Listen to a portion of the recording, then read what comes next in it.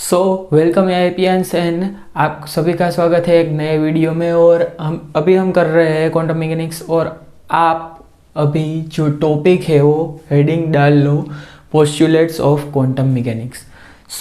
यहाँ पे मैंने पोस्टुलेट्स लिखे हुए हैं और कौन कौन सी चीज़ें वो आपको पोस्टुलेट्स में कवर अप करनी है वो यहाँ पे लिखा हुआ है।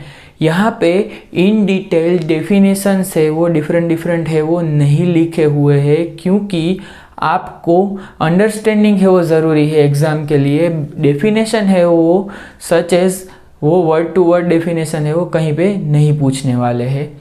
तो हमें क्या करना है, अंडरस्टैंड करना है। मतलब स्टेट ऑफ सिस्टम तो आपको पता ही है कि कोई एक वेव फंक्शन है जो सिस्टम का स्टेट है रिप्रेजेंट कर रहा है। और यहाँ पे हम क्या कहेंगे, वो जो स्टेट वेक्टर है वो डिनोट करेंगे केट साई से। केट साई से स्टेट वेक्टर है हम डिनोट कर देंगे।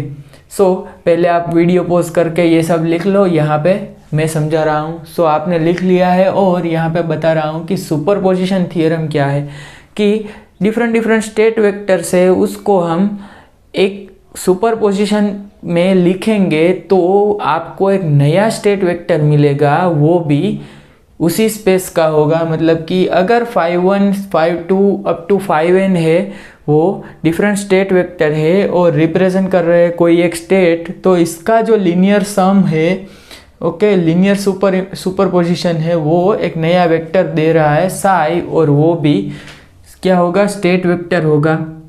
तो ये है सुपरपोजिशन थ्योरम। नॉर्मलाइजेशन कंडीशन, देखो ये सब चीज़ है मैंने पहले पढ़ा ही दिया है। यहाँ पे सिर्फ टॉपिक में कवर अप करने के लिए यहाँ पे लिखा है कि नॉर्मलाइजेशन कंडीशन क्या है, कि साई ब्रैकेट सेल्फ प्रोडक्ट है वो 1 होना चाहिए, तभी नॉर्मलाइज टू यूनिटी होगा। साई है वो नॉर्मलाइज टू यूनिटी तभी होगा। अब देखो कि जब आपको पता है, देखो यहाँ पे आपको बताया गया है कि अगर है आपका यहाँ पे साई आपको दे रहा हूँ, देखो psi is equal to, psi है आपका केट साई क्या है 1/√3 5 1 प्लस √2/3 5 2। ओके, अगर ये आपका 5 है, 5 1 एंड 5 2 है, सी मोड सी आई स्क्वायर अगर आप कर दोगे तो उसका सम कर दो। मोड सी आई स्क्वायर मतलब कि देखो यहाँ पे C1 क्या है, C1 है 1/√3 एंड C2 है √2/3। C1 का स्क्वायर हो जाएगा 1/3। ओके, यहाँ पे ऊपर ही लिख लेते हैं, C1 का स्क्वायर क्या हो जाएगा, C1 का स्क्वायर हो जाएगा 1/3। Summation C mode C I square, C1 का स्क्वायर प्लस C2 का स्क्वायर मतलब कि 1/3 प्लस 2/3 मतलब कि 3/3 मतलब कि 1। ओके, ये क्या हो जाएगा, ये क्या आ गया, अगर साई है वो नॉर्मलाइज टू यूनिटी है तो साई ब्रैकेट है उसको आप लिख सकते हैं summation of C I square. Summation of C I square क्या लिखा हमने कि 1 आ जाता है, यहाँ से 1/3 प्लस 2/3।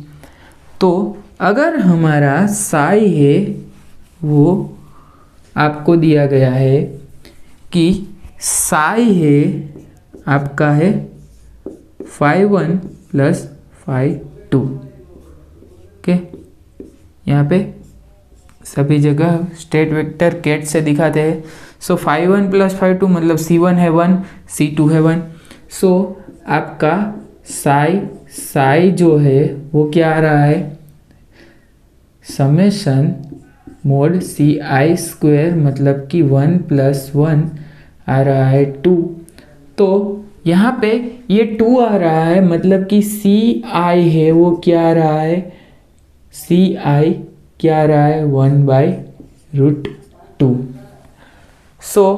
यहाँ पे CI है वो 1/√2 आ रहा है। इसका मतलब क्या है कि यहाँ पे साई को नॉर्मलाइज करने के लिए, देखो यहाँ पे लिख रहा हूँ, साई है उसको नॉर्मलाइज करने के लिए 1/√2 है, वो आपको मल्टीप्लाई करना होगा +5/2 यहाँ पे। तो ये वेव फंक्शन दिया गया है, ये क्या है, नॉन नॉर्मलाइज।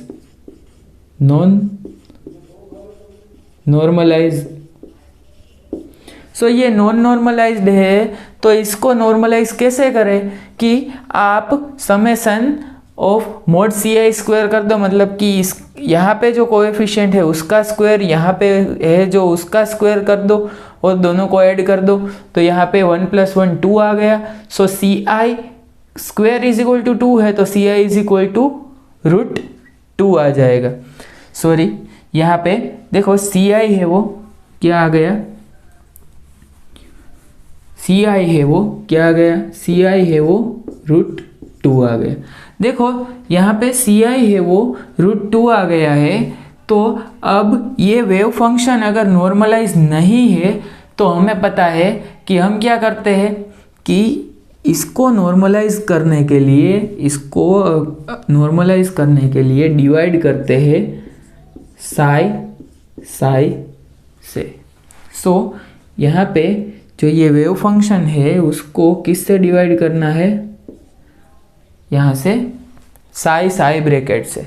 सो साई से अगर आप डिवाइड कर दोगे तो 1/√2 आ जाएगा। सो 1/√2 है वो आपका, ये 1/√2 और यहाँ पे 5/1 + 5/2 है वो आपका ये नॉर्मलाइज वेव फंक्शन हो गया। अब ये नॉर्मलाइज हो गया, देखो ये नॉर्मलाइज है कि नहीं वो अभी हम चेक करते हैं। चलो ये नॉर्मलाइज है कि नहीं, यहाँ पे देखो कि अगर साई आपको ये दिया गया है तो क्या ये नॉर्मलाइज है, 1/√2 साई1 + साई2। ओके, ये नॉर्मलाइज है कि नहीं देखते हैं। चलो, तो नॉर्मलाइज होने के लिए क्या करना है, साई ब्रैकेट है वो 1 होना चाहिए, या समेशन CI² 1 होना चाहिए। सो समेशन CI² क्या आएगा, देखो 1/√2 का स्क्वायर मतलब 1/2, यहाँ पे भी है C1, यहाँ पे C2 है वो भी 1/2 है, तो 1/2 और यहाँ से 1 आ जाएगा। मतलब कि अब ये वेव फंक्शन है वो नॉर्मलाइज हो गया है। सो समेशन मोड CI² क्या आ जाएगा, 1 आ रहा है, तभी वेव फंक्शन आपका नॉर्मलाइज है। सो कभी भी क्वेश्चन में आपको मेंशन नहीं किया है कि वेव फंक्शन नॉर्मलाइज है कि नहीं है, तो आपको क्या करना है कि समेशन ऑफ 5/1 का कोएफिशिएंट है उसका स्क्वायर करना है, मतलब कि 1/√2 का एक बार स्क्वायर हो गया, फिर से यहाँ पे 1/√2 का स्क्वायर मतलब 1/2 + 1/2 = 1। सो आप प्रैक्टिस में क्या करो कि आपको साई दिया गया है, साई आपको यहाँ पे दे रहा हूँ, यहाँ पे क्या करें 1/√2 5/1, यहाँ पे 1/2 5/1 प्लस यहाँ पे 3/2 √3/2 5/2 है वो कर रहा हूँ। सो ये नॉर्मलाइज है कि नहीं, प्रैक्टिस में आपको चेक करना है, आपको ये नॉर्मलाइज है कि नहीं। ओके, सो ये वेव फंक्शन है वो लिख लो और ये नॉर्मलाइज है कि नहीं वो आप चेक कर लेना और अपनी बुक में नोट कर लेना।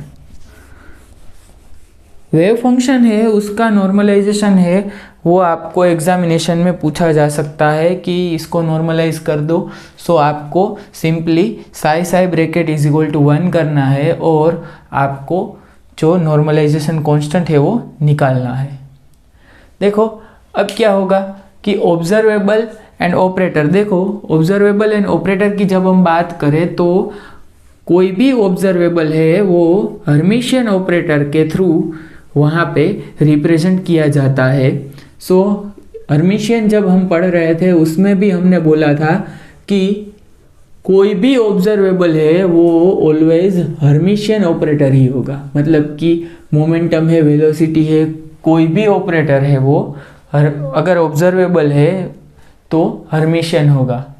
अब मेजरमेंट ऑफ आइगन वैल्यू, तो यहाँ पे भी हमने बता दिया था कि ऑपरेटर को फंक्शन पे ऑपरेट कर रहे हो और फंक्शन मिल रहा है विथ कुछ कांस्टेंट वैल्यू, तो ए एन है उसे क्या कहेंगे, आइगन वैल्यू, फाई एन है उसे क्या कहेंगे, आइगन फंक्शन ऑफ ऑपरेटर ए। तो प्रोबेबिलिटी आउटकम ऑफ मेजरमेंट, देखो प्रोबेबिलिटी भी हमने फाइंड की थी श्रोडिंजर इक्वेशन, श्रोडिंजर रिप्रेजेंटेशन में, लेकिन अब यहाँ पे प्रोबेबिलिटी आउटकम ऑफ मेजरमेंट है वो किस तरह से आप फाइंड कर सकते हैं। देखो आपको अगर साई दिया गया है 1/√3 5/1 प्लस √2/3 5/2, तो यहाँ पे आपको बोला जाए कि probability of finding particle in 5/1 is, तो आपको क्या करना है कि mod cn², देखो mod cn², मतलब कि cn मतलब कि यहाँ पे 5/1 की प्रोबेबिलिटी फाइंड करनी है, तो c1 का स्क्वायर 1/√3 का स्क्वायर कर दो, मतलब कि 1/3 आ गया, divided by summation of I and C I mod square. C I mod square क्या हो जाएगा यहाँ पे 1/3 प्लस 2/3, मतलब कि 3/3, यहाँ पे क्या आ जाएगा, देखो 1/3 डिवाइडेड बाय 1 मतलब कि 1/3। तो अगर वेव फंक्शन है नॉर्मलाइज्ड, देखो ये नॉर्मलाइज्ड वेव फंक्शन है, क्यों, क्योंकि अगर आप क्या करोगे मोड सी आई स्क्वायर कर दोगे तो क्या आ जाएगा 1/3 प्लस 2/3 इज इक्वल टू 1। सो यहाँ पे वेव फंक्शन है उसका नॉर्मलाइजेशन है वो यहाँ पे ऑलरेडी किया गया है। तो अगर नॉर्मलाइज्ड है तो सिंपली आप सी एन मोड स्क्वायर है कर सकते हैं। तो मोड स्क्वायर सी एन जब भी आप करोगे तो क्या आ जाएगा आपका आंसर, कब, जब नॉर्मलाइज है। तो अगर वेव फंक्शन आपको दिया गया है नॉन नॉर्मलाइज्ड, मतलब कि यहाँ पे आपको दिया गया है 1/2 प्लस 1/2 5/2, तो अब यहाँ पे बात करें कि probability of finding particle in 5/1, मतलब कि probability of finding particle in 5/1 क्या हो जाएगा, cn², मतलब कि 1/2 का स्क्वायर 1/4 हो जाएगा, और डिनोमिनेटर में ये क्या है, mod summation of mod square C I. So क्या आ जाएगा 1/2 का स्क्वायर 4 और यहाँ से 1/4।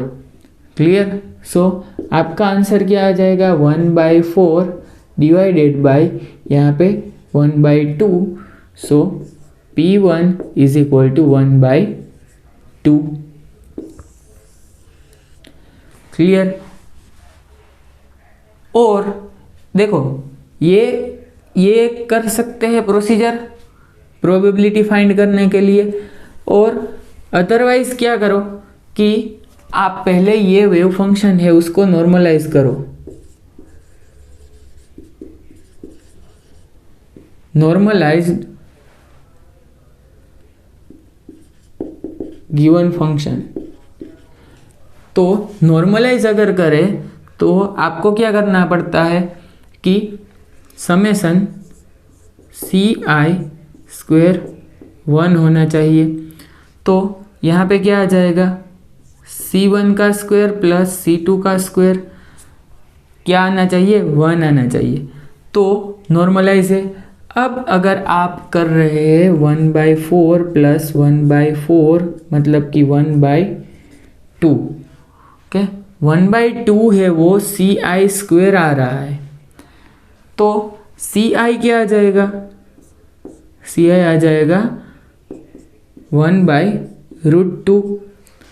तो ये सी आई से, ये मोड सी आई से आप ये वेव फंक्शन है उसको डिवाइड कर दो, मतलब कि क्या आ जाएगा यहाँ पे, ये पूरा का पूरा देखो 1/2 यहाँ पे लिख देता हूँ 5/1 + 5/2।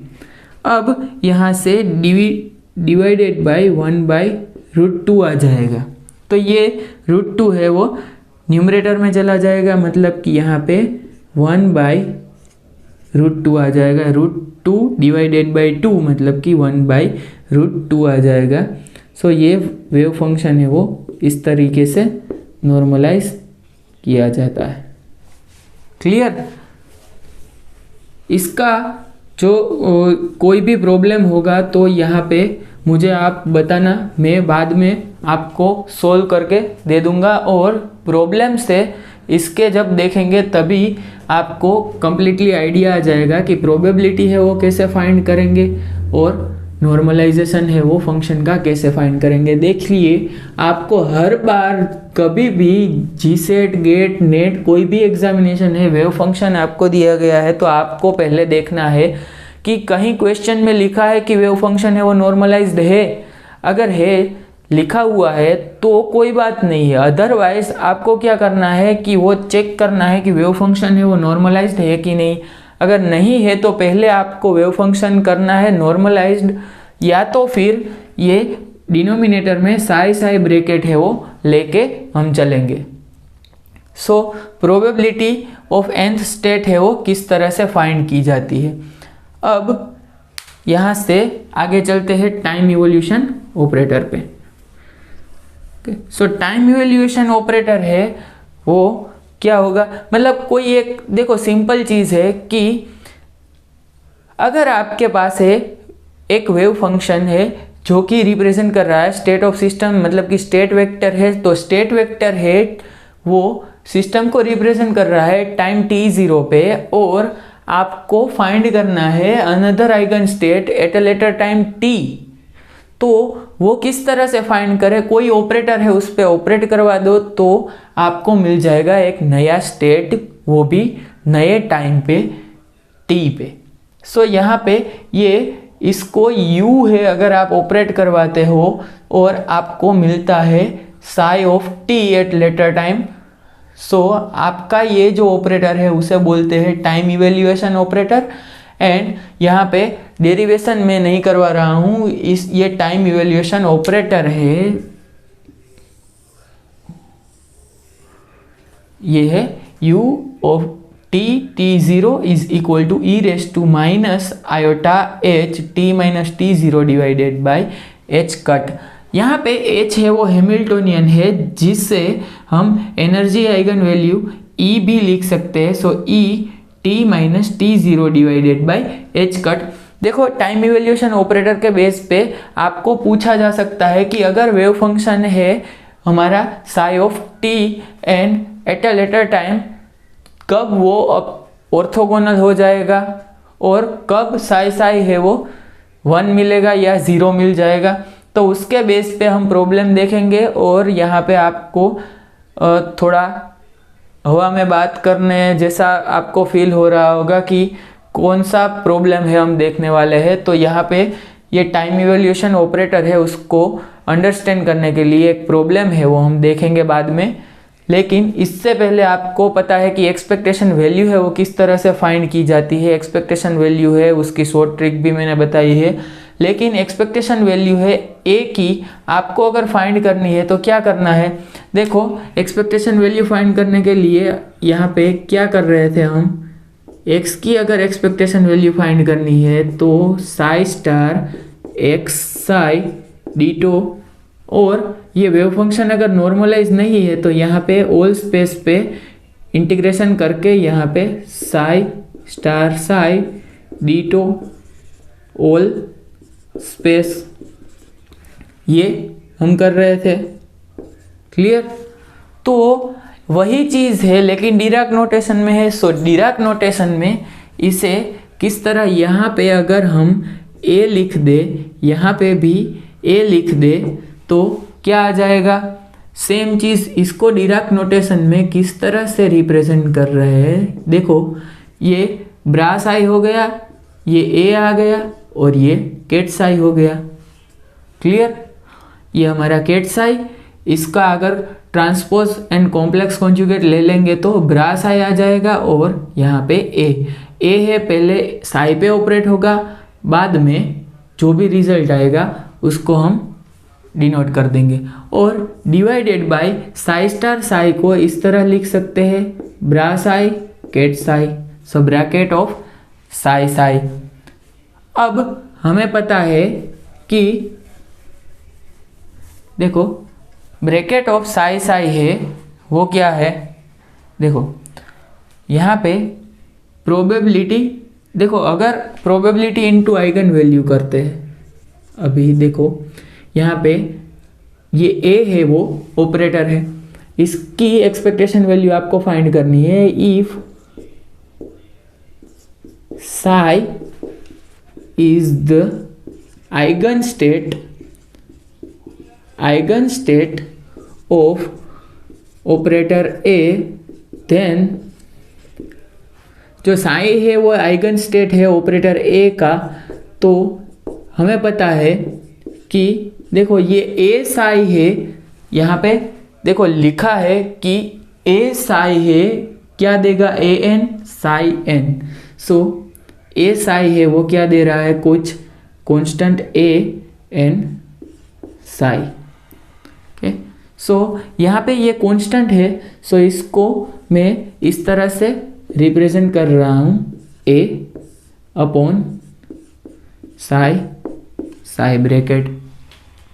क्लियर, सो अगर यहाँ पे जो आइगन स्टेट है वो साई है, आइगन स्टेट है ऑपरेटर ए का, तो उसकी एक्सपेक्टेशन वैल्यू क्या है, उसकी आइगन वैल्यू के इक्वल होगी। आइगन वैल्यू ही क्या है, एक्सपेक्टेशन वैल्यू। सो आइगन वैल्यू ही है एक्सपेक्टेशन वैल्यू, कब साई है वो आइगन स्टेट ऑफ ऑपरेटर ए है तभी, अगर नहीं है तो आपको सिंपल फॉर्मूला है वो पुट करना है और उसके बाद ही वो हमें देखना है। देखो अगर यहाँ पे हम बात करें कि साई है, यहाँ पे साई है दिया गया है आपको कुछ 1/2 5/1 प्लस 1/2 5/2 पे। अब यहाँ पे देखो आपको अगर एक्सपेक्टेशन वैल्यू निकालनी है तो देखो अगर साई है, मैं बोल रहा हूँ कि साई है वो आइगन स्टेट है, साई है वो आइगन स्टेट है ए का, तो आपको क्या करना है, साई आइगन स्टेट है ए का, तो आप डायरेक्टली क्या करो कि एक्सपेक्टेशन वैल्यू ऑफ ए अगर आपको निकालनी है तो यहाँ पे ये जो लीनियर सुपरपोजिशन है उसमें आपको क्या करना है, यहाँ से आइगन वैल्यू कुछ A1 आ रही है और यहाँ पे कुछ A2 आइगन वैल्यू आ रही है, इसकी प्रोबेबिलिटी है, देखो इसकी प्रोबेबिलिटी है, प्रोबेबिलिटी हमें कैसे फाइंड करनी है, देखो यहाँ से ये है वेव फंक्शन नॉर्मलाइज है कि नहीं है, नहीं ये वो वेव फंक्शन है वो नॉर्मलाइज नहीं है, क्योंकि यहाँ पे 1/4 प्लस 1/4 कर देंगे तो क्या आ जाएगा 1/2, सो यहाँ पे 1/2 से ये वेव फंक्शन यहाँ पे CI mod स्क्वायर आ जाएगा 1/2, सो CI इज इक्वल टू 1/√2। सो यहाँ पे इसको डिवाइड कर दो, यहाँ पे इसको डिवाइड कर दो 1/√2 से, सो वेव फंक्शन आ जाएगा हमारा नॉर्मलाइज्ड। सो वेव फंक्शन अगर हमें नॉर्मलाइज करना है तो क्या आ जाएगा, normalised psi is equal to 1/√2 और phi1 प्लस phi2। क्लियर। अब phi1 प्लस phi2 है, उसमें a1 a2 आ गया। अब उसकी प्रोबेबिलिटी यहाँ पे क्या है 1/2, यहाँ पे प्रोबेबिलिटी है 1/2, यहाँ पे भी प्रोबेबिलिटी है 1/2। सो इस तरीके से आप एक्सपेक्टेशन वैल्यू ऑफ ए है वो निकाल सकते हैं। हम प्रॉब्लम है उसमें देखेंगे, इसलिए आपको अच्छे से समझ में आ जाएगा तब कि किस तरीके से आपको आइगन वैल्यू है या एक्सपेक्टेशन वैल्यू है वो फाइंड करनी है और कैसे वेव फंक्शन है उसको नॉर्मलाइज करना है। सो चलते हैं प्रॉब्लम पे।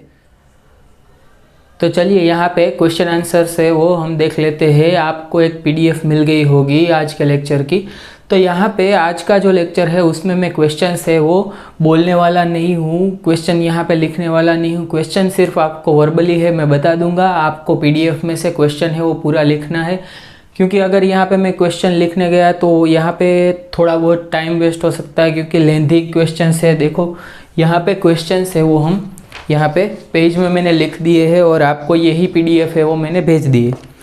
तो यहाँ पे पहले क्वेश्चन नंबर 1 से शुरू करते हैं और देखते हैं कि क्वेश्चन है वो क्या कहता है।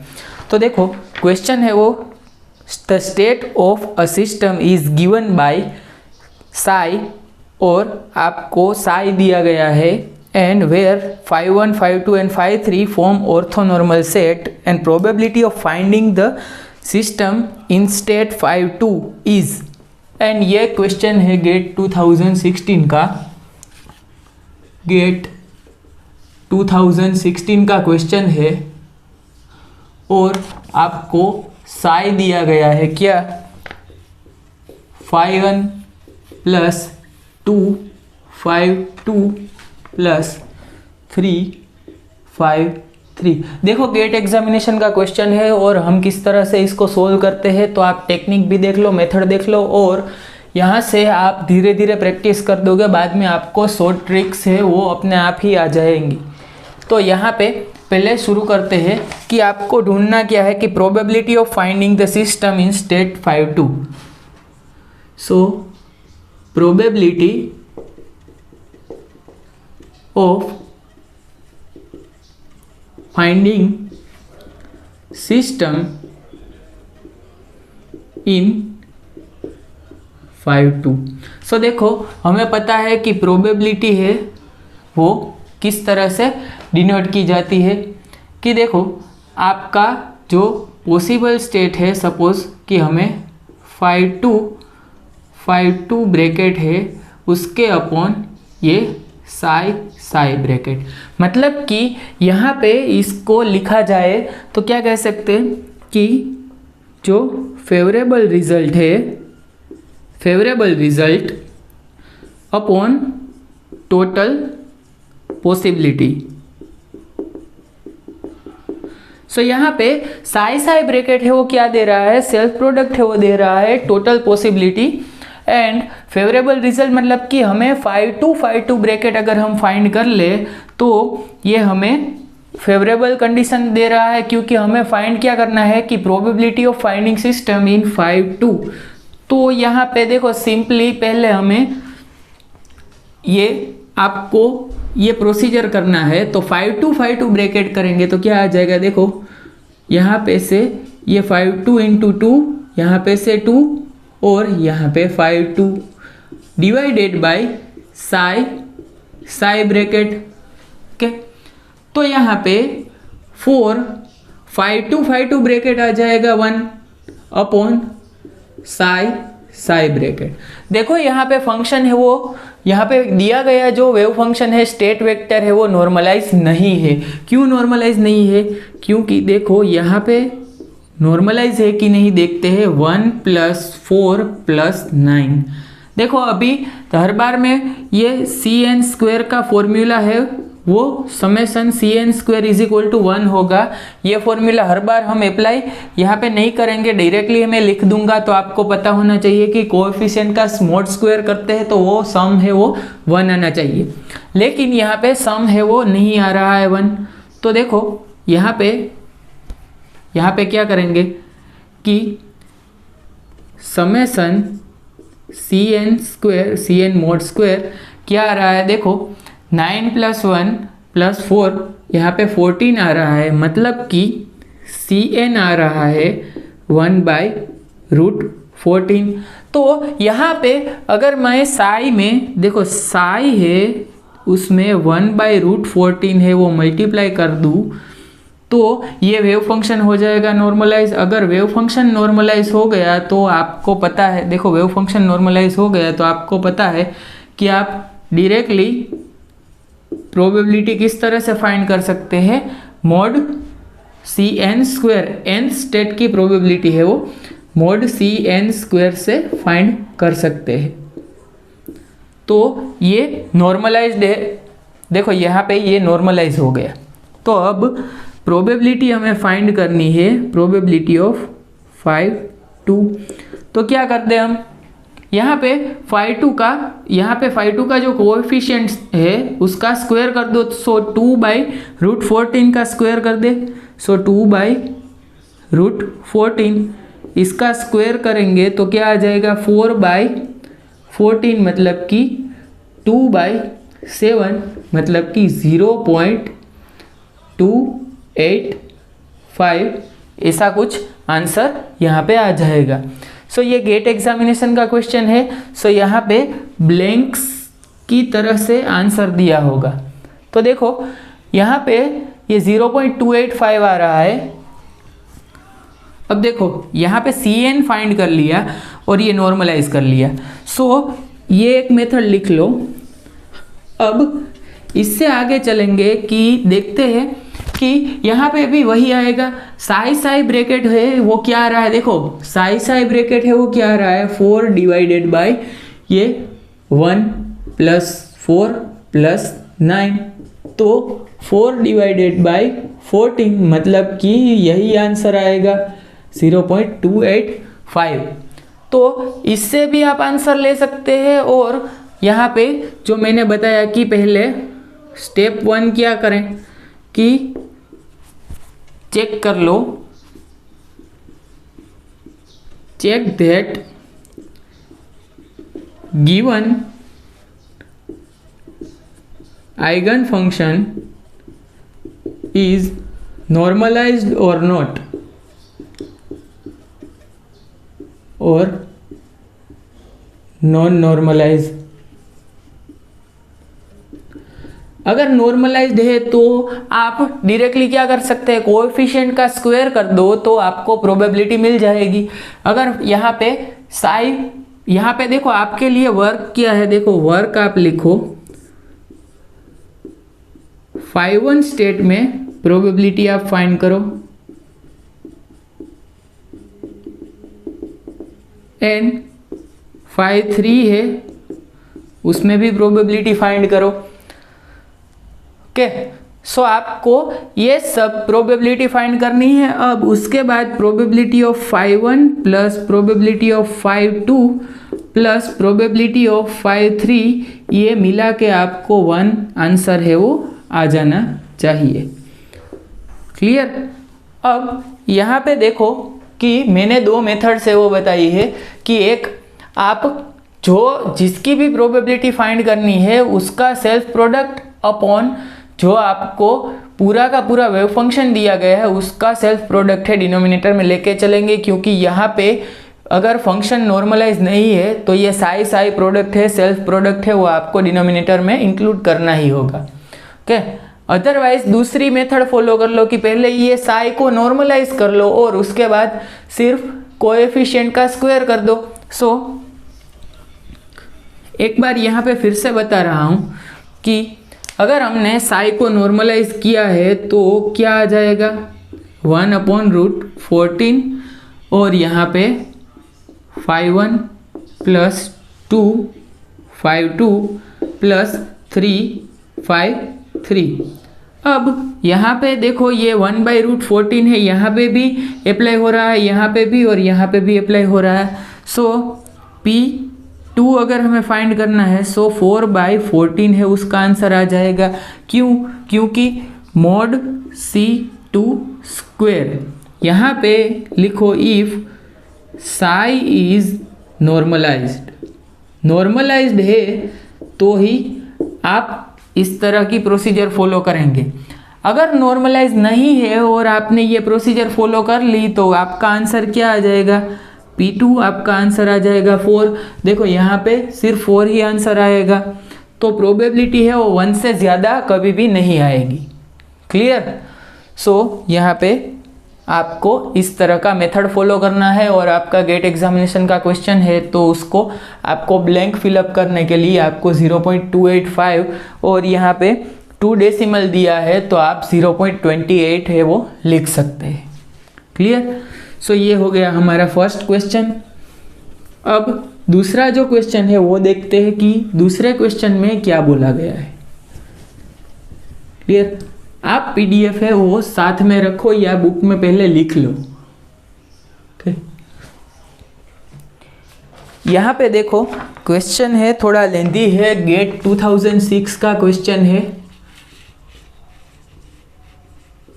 देखो ये गेट के क्वेश्चन है वो मैं इसलिए नहीं करवा रहा हूँ कि यहाँ पे ये टॉपिक में इंक्लूड हो रहा है। गेट के क्वेश्चन है वो आपको जीसेट में इस तरह से ही बैठे बिठाए पूछ जाते हैं। ओके, सो ये अगर आपको क्वेश्चन पूछा जाए तो आपको अगर आंसर है याद है तो वो आप डायरेक्टली आंसर है वो लिख सकते हैं, लेकिन थोड़ा बहुत ही प्रोसीजर है तो वो आप फॉलो करके आप आंसर है वो वेरीफाई कर लें। तो देखो यहाँ पे दिया गया है कि the wave function of particle in one dimensional potential at time t is equal to 0। Time t is equal to 0 पे आपको वेव फंक्शन साई दिया गया है। क्या साई है वो दिया गया है 1/√5 and 2 Sai 0 minus psi 1। Okay, ये आपको वेव फंक्शन दिया गया है और बताया गया है कि psi 0 and psi 1 are ground state and first excited state of particle with corresponding energy E0 and E1। The wave function of particle at time t is. अब हमें फाइंड क्या करना है, देखो psi at later time t is equal to t पे find करना है। Clear? So अगर हमें इस तरह का फंक्शन है वो फाइंड करना है, देखो जब भी टाइम की बात आएगी तो टाइम इवेल्युएशन ऑपरेटर है वो पिक्चर में आ जाएगा। क्लियर? टाइम इवेल्युएशन ऑपरेटर है वो पिक्चर में आ जाएगा। तो टाइम इवेल्यूशन ऑपरेटर है यहाँ पे हमने बताया था माइनस ऑफ आयोटा h के t divided by h cut. यहाँ पे h है वो क्या है, हैमिल्टन, और यहाँ पे हैमिल्टन की आइगन वैल्यू है वो आपको पुट करनी होगी। तो देखो यहाँ पे आपको पता है कि हैमिल्टन की अगर हम बात करें, देखो हैमिल्टन की आइगन वैल्यू की बात करें h of psi is equal to E psi. Hamilton की आइगन वैल्यू है, देखो यहाँ पे हैमिल्टन ऑपरेट करवाने से साई पे जो एनर्जी मिलती है वही उसकी आइगन वैल्यू है। क्या है? एनर्जी है वही उसकी आइगन वैल्यू है।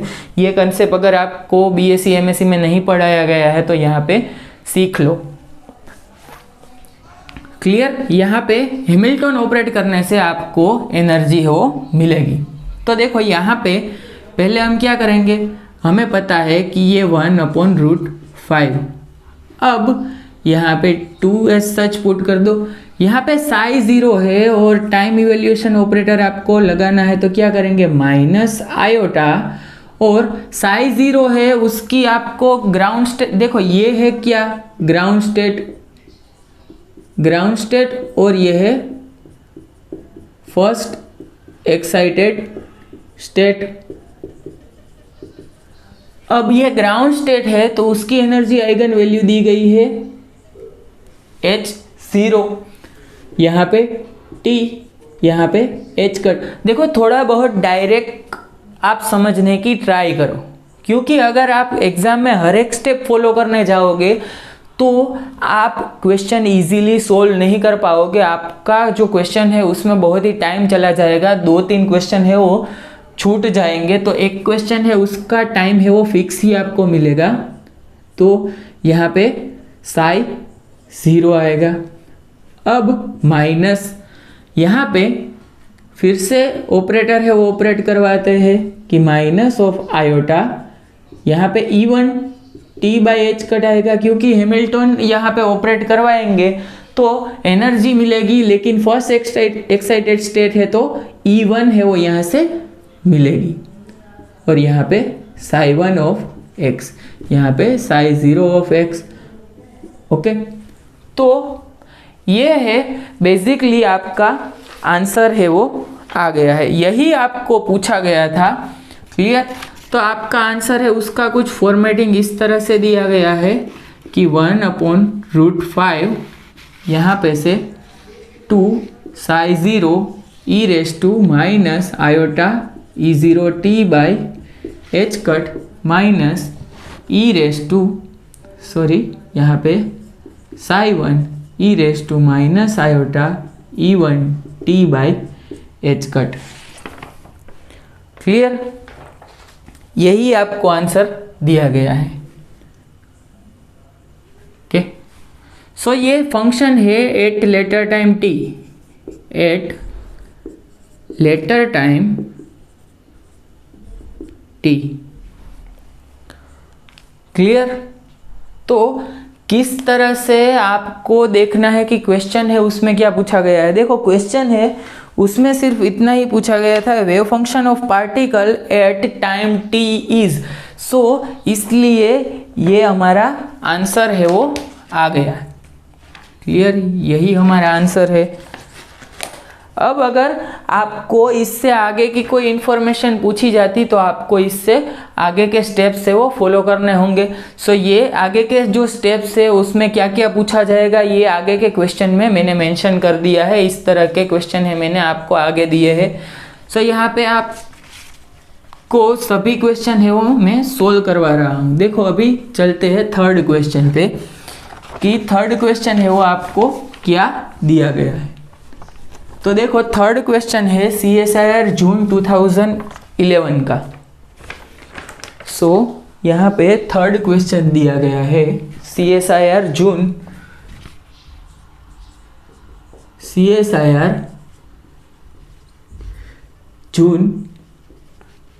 2011। अब देखो आपको बताया गया है कि wave function of particle is given by Sai. तो यहाँ पे आपको साई है वो दिया गया है, साई इज इक्वल टू 1/√2 और phi0 प्लस आयोटा phi1। अब phi0 एंड phi1 है वो नॉर्मलाइज्ड आइगन फंक्शंस है with energies E0 and E1 corresponding to, ये ग्राउंड स्टेट है, ये फर्स्ट एक्साइटेड स्टेट है। और एक्सपेक्टेशन वैल्यू ऑफ हैमिल्टन यहाँ पे आपको फाइंड करनी है, ये आपको फाइंड करना है। क्लियर? तो देखो यहाँ पे जैसे ही यहाँ पे एक्सपेक्टेशन वैल्यू की बात आती है, देखो यहाँ पे एक इस तरह का आप फॉर्मूला है वो लिख सकते हैं।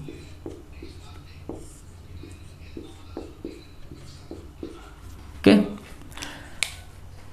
हैमिल्टन की एक्सपेक्टेशन वैल्यू है वो आप इस तरह फाइंड कर सकते हैं अगर वेव फंक्शन नॉन नॉर्मलाइज है तो। अगर नॉर्मलाइज्ड है तो आप डायरेक्टली यही अप्लाई करके फाइंड कर सकते हैं। तो पहले देखते हैं कि वेव फंक्शन है वो नॉर्मलाइज है कि नहीं। देखो यहाँ पे आपको बोला गया है कि वेव फंक्शन है उसमें ये phi0 एंड phi1 है वो नॉर्मलाइज है, लेकिन आपको कहीं पे ये मेंशन नहीं किया है कि ये साई है वो नॉर्मलाइज्ड है। तो ये हम चेक करते हैं। तो पहले मैंने बोला है कि फर्स्ट स्टेप है वो चेक कर लो। तो यहाँ पे mod CN² करते हैं, समेशन ऑफ mod CN²। सो यहाँ पे क्या आ जाएगा 1/2 और यहाँ पे देखो देखो यहाँ पे क्या आएगा iota into minus iota. Okay, mode square है तो कॉम्प्लेक्स कॉन्जुगेट मल्टीप्लाई करना होगा। So iota into iota -1 and यहाँ पे माइनस ऑलरेडी प्रेजेंट है तो यहाँ पे से +1 है वो आ जाएगा। तो यहाँ पे आपको क्या आ रहा है answer 3/2। So summation cn square is equal to 3/2 आ रहा है। मतलब कि आप अगर वेव फंक्शन नॉर्मलाइज करना चाहते हैं तो 3/2 है, √3/2 को यहाँ पे डिवाइड करके चले। सो यहाँ पे साई है और यहाँ पे नॉर्मलाइज्ड है। देखो यहाँ पे नॉर्मलाइज्ड साई,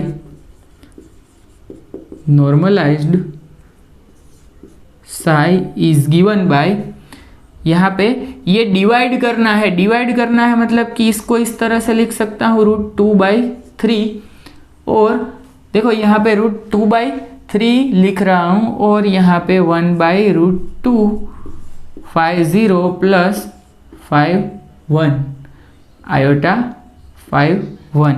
ओके, तो ये है नॉर्मलाइज्ड साई। ये साई हमने नॉर्मलाइज्ड कर लिया है।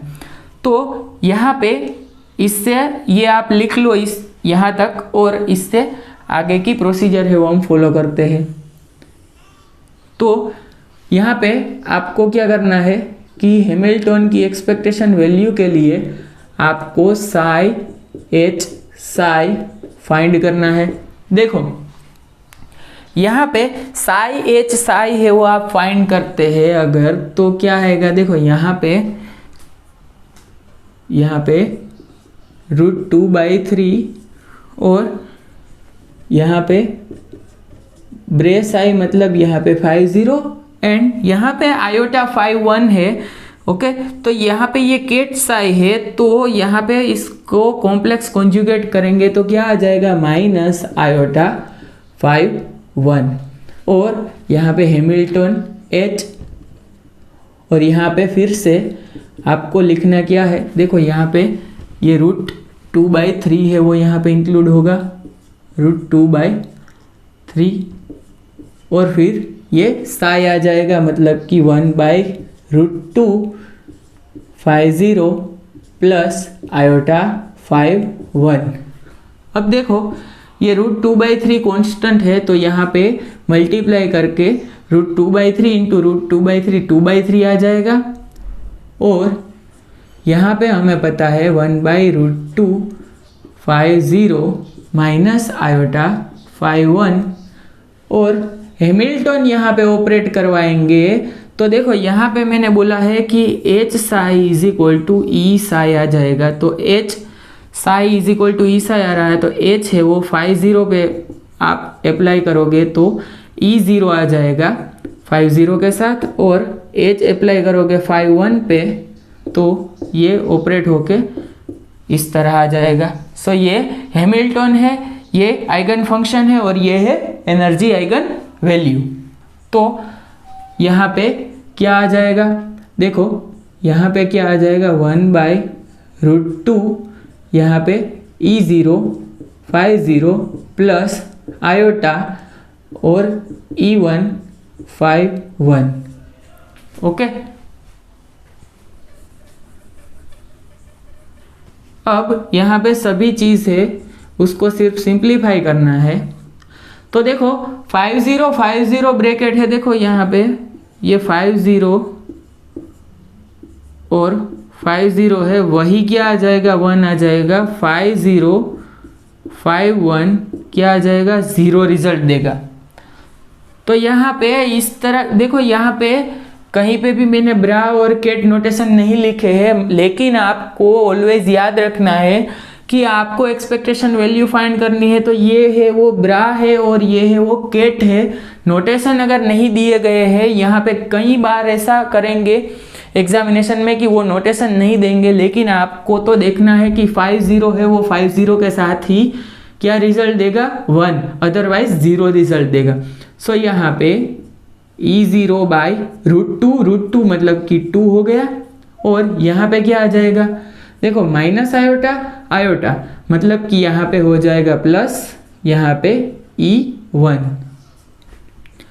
सो यहाँ पे सब जगह पे 2 है वो मल्टीप्लाई करते हैं, 2/3 मल्टीप्लाई कर दो तो क्या आ जाएगा, देखो यहाँ पे 3, यहाँ पे 2 मल्टीप्लाई करने से आ जाएगा E0, यहाँ पे प्लस और यहाँ पे ये 2, सो 2E1। क्लियर।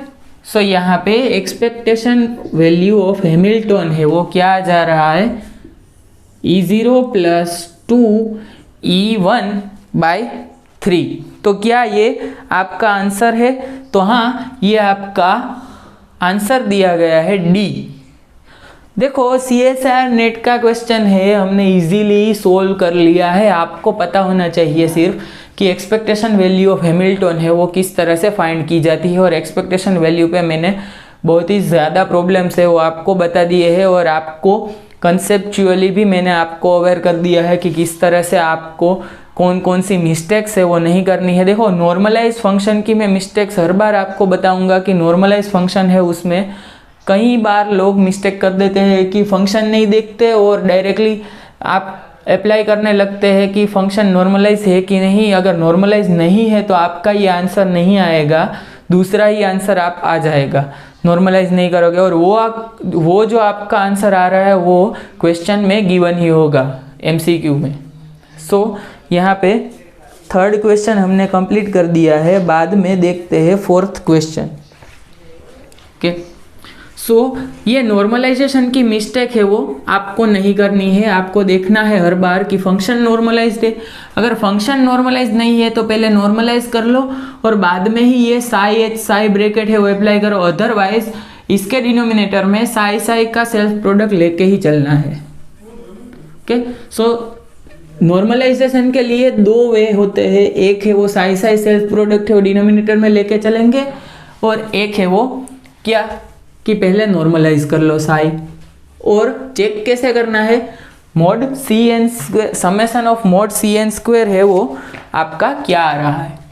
तो देखो यहाँ पे फोर्थ क्वेश्चन है, उसमें CSIR जून 2016। क्लियर। अब यहाँ पे क्वेश्चन दिया गया है कि the eigen state corresponding to eigen value E1 and E2 of a time independent Hamilton are ket1 and ket2 respectively. Okay, so ket1 and ket2 दिया गया है, मतलब first excited state and second excited state, और यहाँ पे energy है corresponding E1 and E2 है वो आपको दी गई है। तो if at t is equal to 0 system is in state, यहाँ पे आपको दिया गया है साई t इक्वल टू 0 पे केट साई दिया गया है क्या, sine theta 1 plus cos theta ket 2। अब देखो यहाँ पे the value of psi T bracket आपको फाइंड करनी है at time t will be, और आपके ऑप्शन है वो डिफरेंट दिए गए हैं। तो देखो यहाँ पे साई टी ब्रैकेट फाइंड करने के लिए मैंने बोला है कि जैसे कि टाइम का कंसेप्ट इंक्लूड होगा, सो टाइम इवोल्यूशन ऑपरेटर है वो पिक्चर में आएगा। तो पहले हमें साई टी तो पता होना चाहिए, केट साई टी पता होगा, तभी तो हम ब्रा साई टी निकाल कर उसका प्रोडक्ट लेके साई प्रोडक्ट लेके आगे चलेंगे। तो यहाँ पे देखो साई टी है वो क्या आ जाएगा, e⁻⁻⁰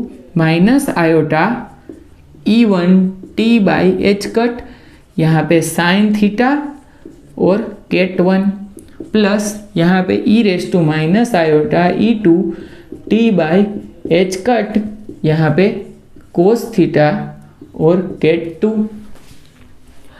तो ये केट साई आ गया। ये अभी इसको कॉम्प्लेक्स कॉन्जुगेट लिख दे हम तो क्या आ जाएगा, iota E1t/h cut sign theta 1 plus e⁻⁻E2t/h cut cos theta, और यहाँ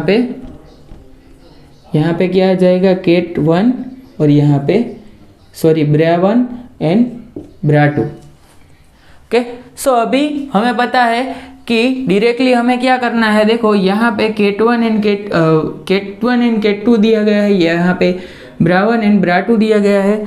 तो यहाँ पे आपको साई ऑफ टी का ब्रैकेट है वो हमें फाइंड करना है।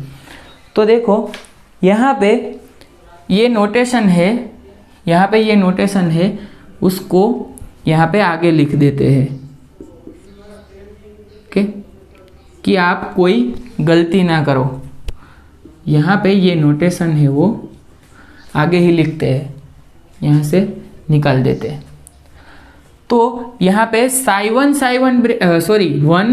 और 1 का ही ब्रैकेट है वो क्या आएगा, कुछ रिजल्ट देगा 1, और 2 का ब्रैकेट है वो 1 रिजल्ट देगा, 1-2 का ब्रैकेट है वो 0 रिजल्ट देगा, और 2-1 का रिजल्ट है वो भी 0 आ जाएगा।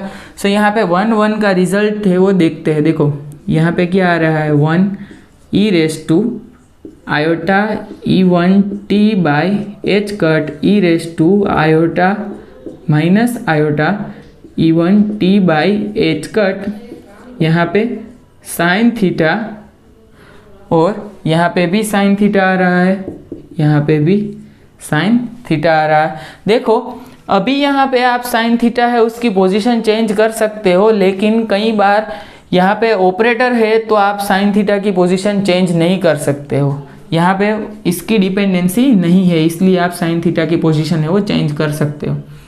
और यहाँ पे Ket1 और सेम थिंग यहाँ पे 2 e⁻iota यहाँ पे e2t बाई h कट, और यहाँ पे क्या आएगा कोस थीटा, यहाँ पे e⁻iota e2t by h cut, यहाँ पे कोस थीटा और Ket2।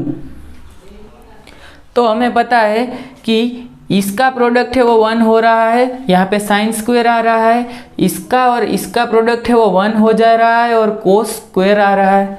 सो यहाँ पे क्या आ रहा है, साइन स्क्वायर थीटा और 1 का ब्रैकेट, और कोस स्क्वायर थीटा, और यहाँ पे भी 2 का ब्रैकेट। सो यहाँ पे पता है कि sign square theta plus cos square theta, ये 1 रिजल्ट आ रहा है, इसका रिजल्ट आ रहा है 1, इसका रिजल्ट आ रहा है 1। तो sine square theta plus cos, यहाँ पे cos square theta which is equal to 1। तो यहाँ पे साई टी ब्रैकेट दिया गया है, क्या इसका आपका रिजल्ट आ रहा है 1। सो इसका रिजल्ट आ रहा है 1, तो आपका ऑप्शन है वो ए है वो करेक्ट हुआ, ए ऑप्शन है वो करेक्ट हुआ। देखो आप इजीली यहाँ से मैंने आपको सभी लोगों के लिए स्टेप्स लिखे हैं, लेकिन आपको अगर पता है कि टाइम इवोल्यूशन ऑपरेटर करवाने से आपका e⁻iota e1t by h cut and e⁻iota e2t by h cut आ रहा है, और यहाँ पे साई टी यहाँ पे देखना स्पेशली मैं इसलिए बता रहा हूँ कि साई टी की जगह पे साई 0 साई टी या साई टी साई 0 भी दिया गया होगा।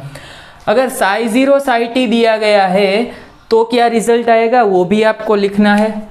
आप वर्क लिख लो कि यहाँ पे साई 0 साई टी है वो लिखना है आपको, और साई टी साई 0 है वो भी आपको लिखना है। क्लियर, ये दोनों चीज़ें है वो आपको बुक में लिखनी है। अब यहाँ पे देखो ये CSIR का क्वेश्चन था, तो आप 1 और 2 स्टेप में ही सोल्व कर सकते हैं, इतना आपको सोल्व करने की सभी स्टेप्स लिखने की ज़रूरत नहीं है। आपने ये साई टी फाइंड कर लिया तो आपको पता है यहाँ पे इसका कॉम्प्लेक्स कॉन्जुगेट लेंगे तो यहाँ पे कॉम्प्लेक्स कॉन्जुगेट मल्टीप्लिकेशन से ये कैंसल आउट हो जाएगा, 1 हो जाएगा रिजल्ट इसका, minus iota and plus iota result आ जाएगा 1, एंड यहाँ पे क्या आएगा साइन स्क्वायर, यहाँ पे cos square, psi one bracket है वो क्या आ जाएगा 1 एंड 2 ब्रैकेट 1 आ जाएगा, so sine square plus cos square आ जाएगा 1। तो इस तरह से आपको वर्बली मैंने बता दिया है कि किस तरह से आप ये क्वेश्चन है उसको इजीली सोल्व कर सकते हैं। तो यहाँ पे आपको इस तरह के देखो, मैंने जितना इजीली बता दिया उतना इजी ही ये क्वेश्चन था, लेकिन आपको थोड़ा हार्ड लग रहा होगा क्योंकि आपने इस तरह के क्वेश्चन है वो पहली बार देखे हैं, आप क्वेश्चन सोल्व करने का अप्रोच आपका पहली बार आ रहा है। तो यहाँ पे 5th क्वेश्चन है वो देखते हैं। देखो 5th क्वेश्चन है उसका बहुत ही ज़्यादा इम्पोर्टेंस है क्योंकि ये क्वेश्चन है वो CSIR में पूछा गया है और ऐसे क्वेश्चन हर बार एग्जामिनेशन में पूछे जाते हैं। CSIR दिसंबर 2011 में पूछा गया था। तो देखो ये जो टॉपिक है ऑपरेटर और पोस्टुलेट वाला, तो उसमें से कितने सारे क्वेश्चन CSIR नेट में या गेट में पूछे जा रहे हैं। एक ही साल में 2 बार ये क्वेश्चन है वो पूछा गया। तो आपका क्वेश्चन है वो क्या है, वेव फंक्शन दिया गया है और देखो यहाँ पे वेव फंक्शन है वो हम लिख लेते हैं एट टाइम 0 क्या दिया गया है 1/√2, यहाँ पे u1 प्लस केट u2 और u1 u2 are normalize eigen state with eigen values e1 and e2 respectively.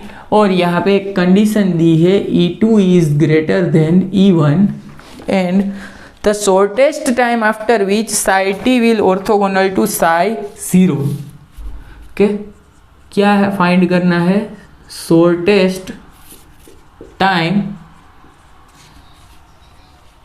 After which psi t will orthogonal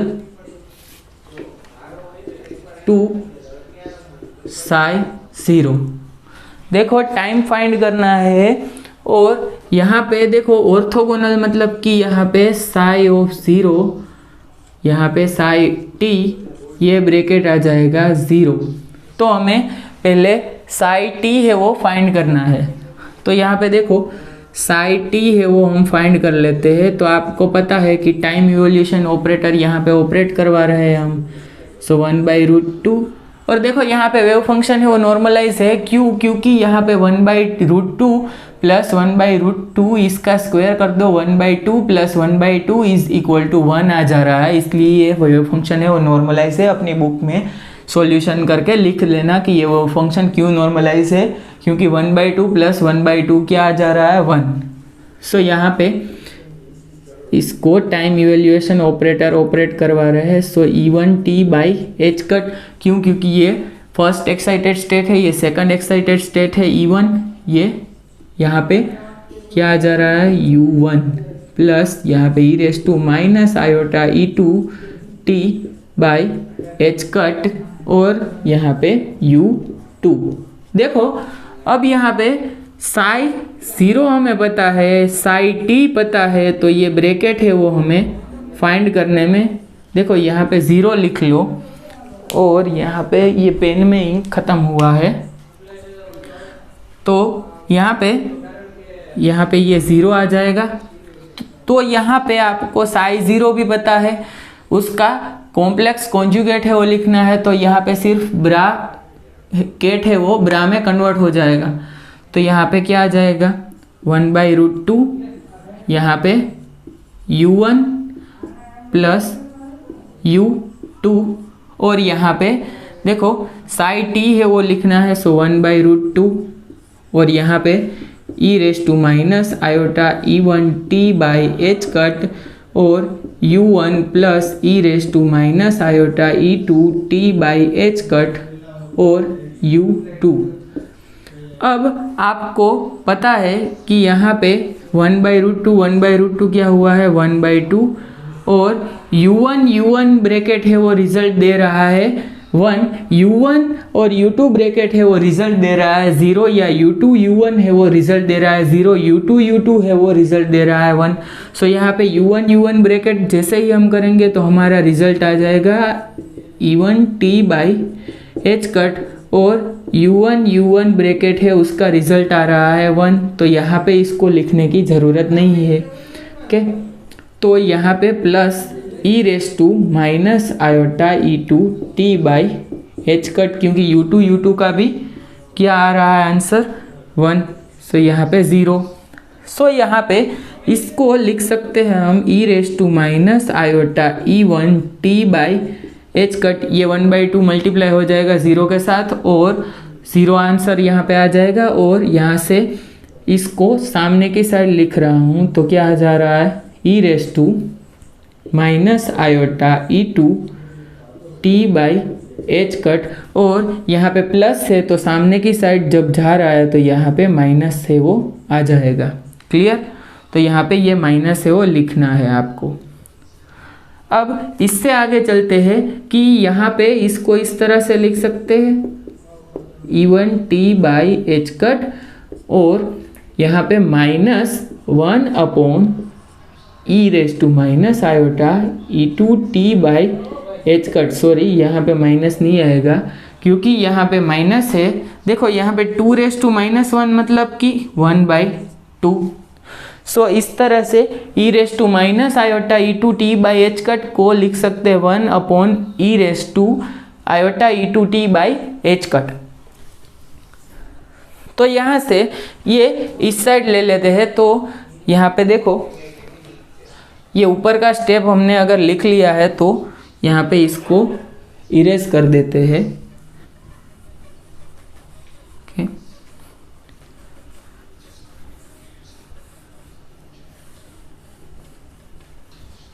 और यहाँ पे इस स्टेप से यहाँ पे फिर से शुरू करते हैं कि e raise to minus iota E1 t by H cut, और यहाँ पे e raise to iota E2 t by H cut is equal to -1, और यहाँ पे इसको इरेज कर देते हैं।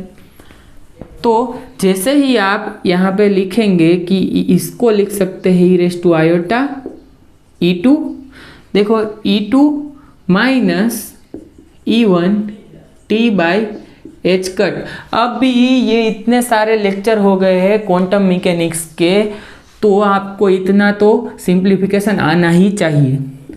और -1 है उसको लिख सकते हैं ई रेस टू आयोटा 2n+1 पाई। क्यों लिखा ये? मैथमेटिकल फिजिक्स का फर्स्ट लेक्चर है वो याद करो, और मैंने बोला था कि सभी चीज़ है आयोटा के जो रिलेशंस है उसको आपको आइडेंटिफाई करना है, और आपको ये आता होना चाहिए कि -1 है उसकी जगह पे ये रिलेशन पुट कर सकते हैं, 1 की जगह पे क्या रिलेशन पुट कर सकते हैं, तो ये आपको पता होना चाहिए। तो यहाँ पे ई के ही फॉर्म में है तो यहाँ पे लिख सकते हैं E2 minus E1 t by H cut equal to 2n+1 pi. और यहाँ से हमें फाइंड करना है टाइम t, सो यहाँ पे एच कट है वो सामने जाएगा, तो H cut pi by H cut pi 2n+1, और यहाँ पे E2 माइनस E1। अब देखो यहाँ पे शॉर्ट n है उसकी वैल्यू 0, 1, 2, 3 इस तरह से इनफाइनाइट तक पुट कर सकते हो, लेकिन शॉर्टेस्ट टाइम है वो हमें पूछा है, तो शॉर्टेस्ट टाइम है आपको पूछा है तो यहाँ पे 0 पुट करना है। सो 0 पुट करने से सिर्फ यहाँ पे 1 है वो आएगा आपका answer. So t is equal to H cut pi by E2 minus E1, ये आपका फाइनल आंसर है वो आ जाएगा। तो आपका जो ऑप्शन है वो क्या है? बी ऑप्शन है वो आपका आंसर है। ओके, यहाँ पे बी लिख देता हूँ। तो यहाँ पे ये psi1 देखो psi0 है वो psi t के साथ ब्रैकेट दे रहा है 0, इसी को ही ऑर्थोगोनल कंडीशन कहते हैं। ऑर्थोगोनल टू psi0 मतलब कि psi t और psi0 का ब्रैकेट है वो 0 आ रहा है, तो इसी को ही ऑर्थोगोनैलिटी की कंडीशन कहते हैं। और जो भी स्टेप्स मैंने यहाँ पे फॉलो किए हैं वो आप सभी स्टेप्स है वो देख लो। कुछ भी समझ नहीं आ रहा है तो ग्रुप में मैसेज डाल लो। कोई जिस स्टूडेंट है उसको आप समझ में आ रहा है तो उसको आप समझा सकते हैं। और यहाँ पे ये आंसर है वो आपके लिए बहुत इंपॉर्टेंट है। h cut pi by E2 minus E1, यहाँ पे ये कंडीशन है वो सेटिस्फाई हो रही है। देखो E2 है वो E1 से ज़्यादा है, इसलिए टाइम है वो नेगेटिव में भी नहीं आ रहा है। इसी की वजह से यहाँ पे हमने इस तरह से क्वेश्चन है वो सोल्व किया है। और एक और क्वेश्चन सोल्व करेंगे जहाँ पे ये साई 0 और साई t ब्रैकेट है वो रिजल्ट दे रहा होगा 1। ओके, साई 0 है, साई t के साथ रिजल्ट दे रहा होगा 1। तो इस तरह के क्वेश्चन है वो भी आपको सोल्व करने हैं और वो भी आपको पूछेंगे। क्लियर? अब इससे चलते हैं आगे। और ये आपको आंसर है वो याद रखना है क्वेश्चन के साथ में ही। तो आपको इस तरह के क्वेश्चन है वो भी डायरेक्टली पूछे जाएंगे। और इसमें आंसर देखो PDF में दिए गए हैं वो कितने नियर बाय आंसर्स है कि एक में प्लस होगा, एक में माइनस होगा, और एक में h कट होगा, एक में h होगा, एक में पाई होगा, एक में E2 माइनस E1 होगा, एक में E1 माइनस E2 हो जाएगा। तो इस तरह के क्वेश्चन है वो आपको सोल्व करने आने चाहिए। अब देखो 6th क्वेश्चन है वो बहुत ही इजी क्वेश्चन है, आप अपने आप से भी सोल्व कर सकते हैं। गेट 2001 का क्वेश्चन है, गेट 2001 का क्वेश्चन है। अब गेट एग्जामिनेशन के जो बहुत पुराने पेपर्स है उसमें मल्टीपल सिलेक्ट क्वेश्चंस है वो आते थे MSQ, तो मोर देन 1 आंसर है वो आ सकता है। मोर देन 1 आंसर आ सकता है। तो यहाँ पे आपको दिया गया, देखो क्वेश्चन है वो यहाँ पे मैं पढ़ रहा हूँ कि normalize state of particle moving in potential Vx is given by, आपको साई है वो दिया गया है, साई ऑफ x t दिया गया है, समेसन और n is equal to 0 to infinite और Cn phi n and e raise to iota En t by h cut. तो यहाँ पे आपको बोला है कि 5n है वो नॉर्मलाइज आइगन फंक्शन है और of the particle corresponding to energy En। Then आपको पता है नॉर्मलाइज आइगन फंक्शन है तो क्या हो जाएगा, summation of mod Cn square is equal to 1। तो आपका जो ए ऑप्शन है, ए ऑप्शन वो हो गया करेक्ट।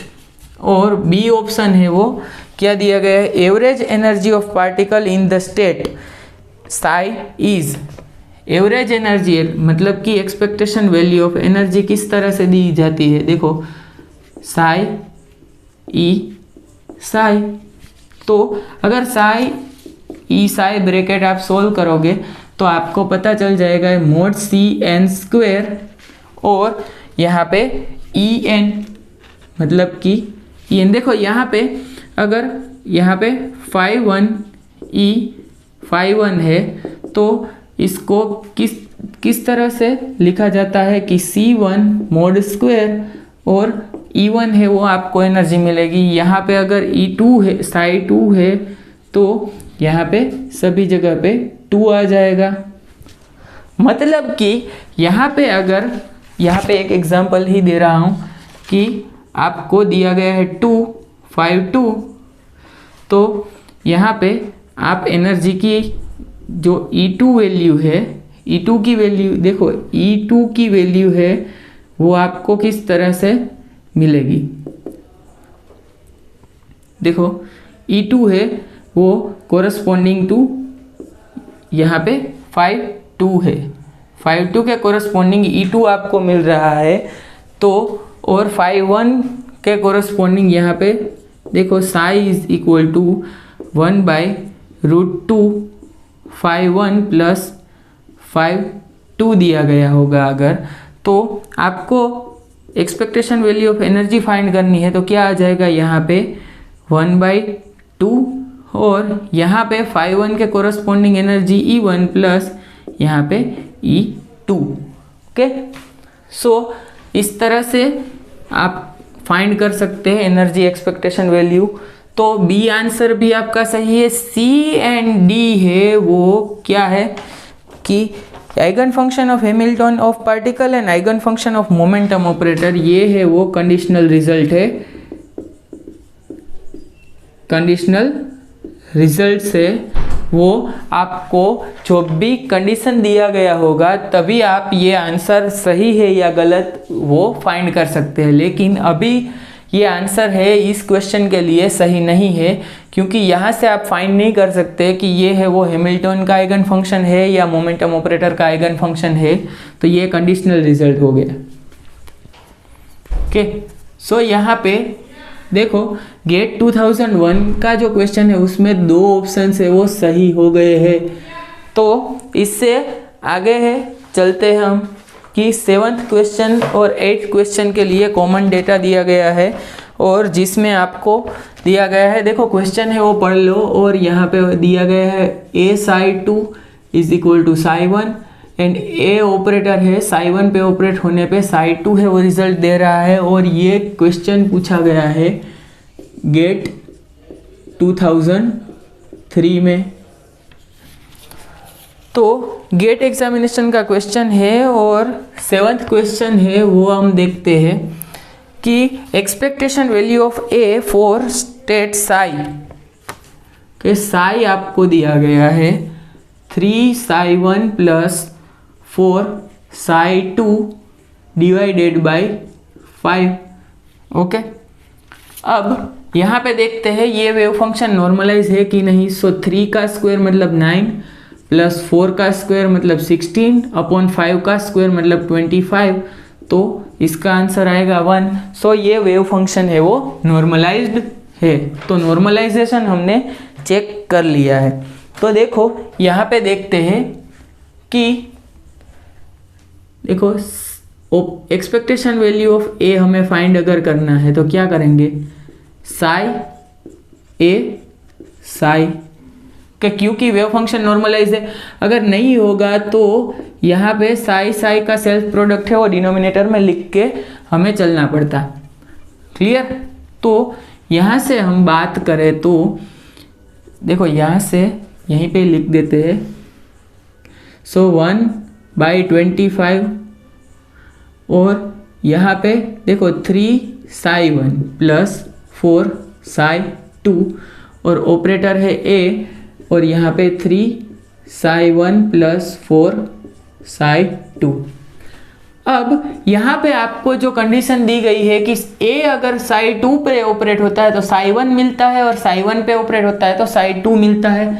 सो 1/25 और यहाँ पे 3 psi1 प्लस 4 psi2 और ए यहाँ पे psi1 पे ऑपरेट हो रहा है पहले तो psi2 मिलता है तो 3 psi2 मिल रहा है। ओके, और अभी भी आपको नहीं पता चल रहा है तो एक स्टेप है यहाँ पे इंक्लूड कर लो। ओके, और 4a psi2। अब यहाँ पे 1/25 एंड 3 psi1 प्लस 4 psi2 और यहाँ पे 3 a psi1 है वो रिजल्ट दे रहा है psi2 और यहाँ पे a psi2 है रिजल्ट दे रहा है psi1। तो हमें पता है psi1 है वही क्या नॉन ज़ीरो रिजल्ट देने वाले हैं। सो 3 × 4 मतलब कि देखो 3 × 4 क्या आ जाएगा 12 और यहाँ पे psi2 है वही क्या रिजल्ट देने वाले हैं 1। psi1 रिजल्ट हो जाएगा 0। सो यहाँ पे क्या आंसर आ जाएगा 24/25 0.96। सो यहाँ पे एक्सपेक्टेशन वैल्यू ऑफ ए है वो हम फाइंड कर रहे थे जो कि आ रहा है 0.96 और ऑप्शन है डी। ऑप्शन है डी। Clear, option D. अब यहाँ पे सिंपली क्या किया हमने, जो क्वेश्चन में दिया गया था वही प्रॉपर्टी ऑपरेटर का यूज़ किया है। अगर साई 1 पे ऑपरेट हो रहा है तो साई 2 मिल रहा है, साई 2 पे ऑपरेट हो रहा है तो साई 1 मिल रहा है। सो यही प्रॉपर्टी ऑपरेट करने के बाद हमें ये रिजल्ट है वो सब मिल रहा है। और साई 1 ब्रैकेट ही आपको 1 रिजल्ट देगा, साई 1 साई 2 ब्रैकेट है वो 0 रिजल्ट देगा। तो यहाँ पे क्वेश्चन नंबर 8 है, उसमें बोला गया है कि ए स्क्वायर है वो किसका, देखो ए स्क्वायर है वो which of the following are eigen function of A square, eigen function of A square. तो देखो यहाँ पे ए स्क्वायर साई, आपको यहाँ पे कुछ वैल्यू के साथ साई ही मिलना चाहिए। तो यहाँ पे ए स्क्वायर साई 1 ऑपरेट करवाते हैं, तो इसका मतलब क्या होगा कि ए, यहाँ पे भी ए स्क्वायर मतलब कि 2 टाइम्स मल्टीप्लीकेशन साई 1। तो यहाँ पे ए साई 1 है वो क्या दे रहा है, देखो ए साई 1 है ये रिजल्ट दे रहा है साई 2, और ए साई 2 है वो रिजल्ट क्या देगा, ए साई 2 रिजल्ट देगा साई 1। क्लियर। तो यहाँ पे ए स्क्वायर साई 1 आपका आंसर आ रहा है साई 1। क्लियर। और यही आप ए स्क्वायर साई 2 पे अप्लाई करेंगे तो साई 2 ही आपका आंसर आएगा। मतलब कि यहाँ पे सेम फंक्शन आ रहा है, तो ऑपरेटर ए स्क्वायर है वो साई 1 एंड साई 2 है उसका आइगन फंक्शन है।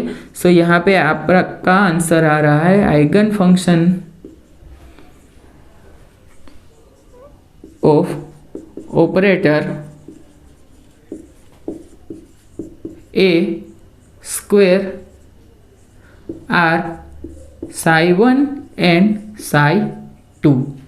सो साई 1 एंड साई 2 है वो आप दोनों को eigen function of A square बोल सकते हैं। लेकिन अगर आप ए है वो साई 1 पे ऑपरेट करवा रहे हैं तो साई 2 मिल रहा है, मतलब कि psi 1 and psi 2 are not eigen function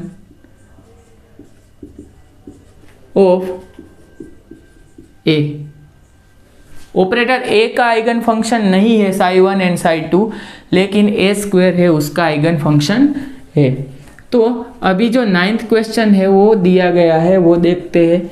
तो अपनी पीडीएफ है उसमें से ये सभी क्वेश्चन है वो आपको बुक में लिखने हैं, बाद में ही ये सॉल्यूशन लिखना है वरना पता नहीं चलेगा, और वीडियो आपको बाद में ढूंढना पड़ेगा। तो यहाँ पे देखते हैं कि 9th क्वेश्चन क्या है। गेट 2019 में, मतलब कि रिसेंट गेट एग्जामिनेशन में पूछा गया था। ओके, अब गेट 2019 का क्वेश्चन है, उसमें आपको साई 1 दिया गया है 1 0 एंड साई 2 दिया गया है 0 1। अब बोला गया है let psi 1 and psi 2 represents 2 possible states of 2 level quantum system. The state obtained by incoherent superposition of psi 1 and psi 2 is given by density matrix that is defined as, यहाँ पे रो दिया गया है density matrix C1 psi 2 psi 1 दिया गया है plus C2 और psi 2 psi 2 दिया गया है।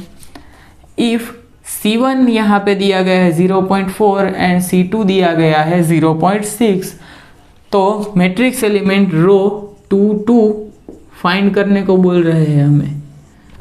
तो मैं तो नहीं फाइंड करने वाला हूँ।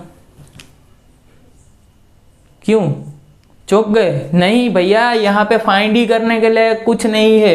देखो मैट्रिक्स एलिमेंट यहाँ पे रो 2 2 आपको दिया गया है, तो आपको इसमें फाइंड क्या करना है, आपको दिया गया है यहाँ पे रो 2 2, मतलब कि ये 2 2 का जो मैट्रिक्स एलिमेंट 2 2 है वो आपको सिर्फ पता होगा। देखो यहाँ पे रो 1 1, यहाँ पे रो 2 2, यहाँ पे रो 1 2 और यहाँ पे रो 2 1। ओके, तो यहाँ पे इसको क्या लिखा जाता है, ये साई1 और साई1 होता है। ओके, साई1 साई2 के ही फॉर्म में लिखते हैं। तो यहाँ पे क्या होगा, ये साई1 और ये आता है साई2 और यहाँ पे आता है साई2 पहले और साई1 बाद में, और यहाँ पे आता है साई2 और साई2। तो देखो यहाँ पे ये रो 2 देखो रो 2 मतलब कि यहाँ पे साई2 है, ये एलिमेंट दिखा रहा है रो 2। तो रो 2 है वो एलिमेंट है वो क्या होगा, तो देखो C2 की वैल्यू है वही रो 2 की वैल्यू होगी। यहाँ पे रो 2 एलिमेंट है, वहाँ पे क्या आएगा 0.6 और ये 2 1 यहाँ पे आ रहा है 0.4। क्लियर। तो यहाँ पे से आपका आंसर आ रहा है रो 2 की वैल्यू आ रही है 0.6। Okay, clear. दूसरा कुछ भी आपको प्रोसीड है वो नहीं करना है, आपको सिर्फ इतना ही पता होना चाहिए। देखो ये गेट एग्जामिनेशन का क्वेश्चन था और इससे इजी क्वेश्चन है वो, अगर आपको नहीं आते हैं तो ये एग्जामिनेशन आपसे पास नहीं होगा, लेकिन आपको डिमोटिवेट नहीं होना है। इससे इजी क्वेश्चन है वो मैं आपको यहाँ करवा के प्रैक्टिस करवा दूंगा और आपको गेट भी पास करना है जीसेट के साथ। ऐसा नहीं कि हम जीसेट का ही फोकस रख के चलेंगे। क्लियर। और यहाँ पे हम देखते हैं कि गेट एग्जामिनेशन का कुछ हम एक्सटेंशन यहाँ पे ये बैच है उसमें एक्सटेंशन शायद करेंगे, तो वहाँ पे किस तरह का आपको मेथड और लेक्चर किस तरह से प्रोवाइड होंगे वो सभी में आपको वीडियो बनाकर आपको देखना होगा कि किस तरह से हम गेट एग्जामिनेशन है उसका एक्सटेंशन यहाँ पे करेंगे।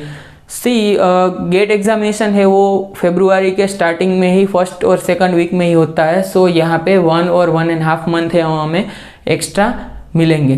तो देखो यहाँ पे देखते हैं कि गेट एग्जामिनेशन है उसका एक दूसरा क्वेश्चन देख लो कि गेट 2019 का ये क्वेश्चन है। टफ क्वेश्चन है थोड़ा, लेकिन इतना भी टफ नहीं कि आप सोल्व नहीं कर पाओ।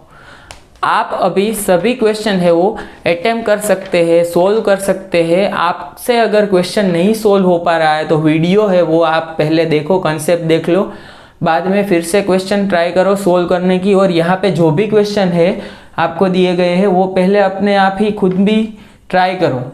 ऐसा नहीं कि यहाँ पे वीडियो में देख के आप 1 घंटे का वीडियो है तो देख लोगे तो आपको सॉल्यूशन पता चल जाएगा, लेकिन जीसेट के एग्जामिनेशन में मैं वहाँ पास में नहीं होऊंगा और आपको आंसर नहीं बता रहा होऊंगा कि इसमें डी लिख दो, ए लिख दो। ओके, सो यहाँ पे क्वेश्चन देखते हैं। और बताया है कि Hamiltonian operator for 2 level quantum system is given by H is equal to, एक मैट्रिक्स दिया गया है E1 0 0 एंड E2। तो यहाँ पे कंप्लीटली शो कर दिया है कि E1 एंड E2 है वो क्या है। देखो यहाँ पे रो 1 1 रो 2 2 दिखाया था, उस वही वैल्यू है। तो क्या है E1 एंड E2 है वो आपको इनडायरेक्टली बताया है कि साई1 ब्रैकेट से आपको E1 मिल रहा है। तो E1 है वो फर्स्ट एक्साइटेड स्टेट और E2 है वो सेकंड एक्साइटेड स्टेट की एनर्जी आइगन वैल्यू है।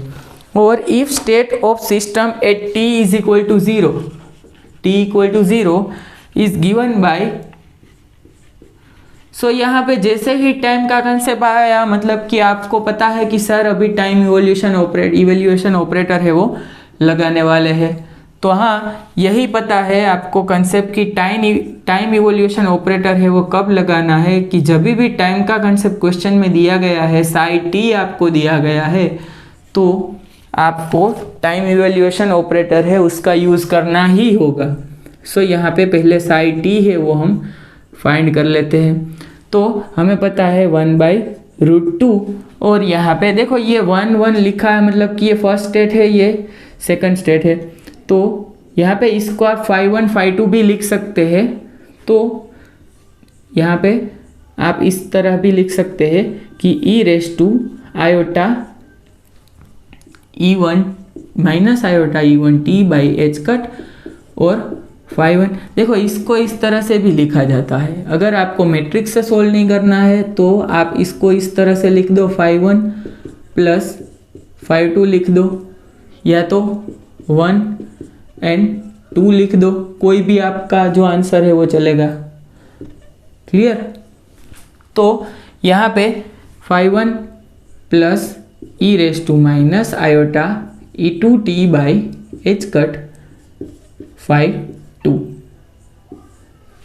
अब यहाँ पे साई 0 साई t ब्रैकेट है वो पहले फाइंड कर लेते हैं, बाद में इसका मोड स्क्वायर कर देंगे। सो यहाँ पे आ जाएगा 1/√2 इंटू 1/√2 मतलब कि 1/2। ओके, और यहाँ पे साई 0 क्या दिया गया है, देखो यहाँ पे phi 1 प्लस phi 2 दिया गया है, और यहाँ पे e raise to iota minus iota E1 by H cut, और